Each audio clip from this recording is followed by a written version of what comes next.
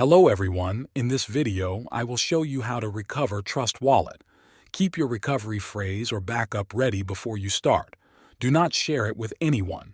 First, download and open the Wallet app from the official App Store. Tap to begin. Choose the option to add or restore an existing wallet.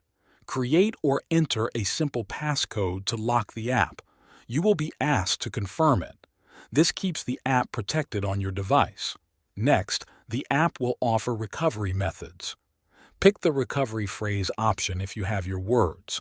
Pick the cloud or backup option if you made a secure backup before. Choose the method that matches your backup.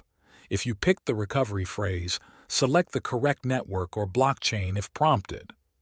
Carefully type your recovery words in the correct order. Double-check spelling and order. If you chose cloud backup, follow the prompts to sign in and restore your backup. Tap Restore. Wait for the app to sync your accounts and balances. When it finishes, you will see your tokens and can send or manage them. Thanks for watching.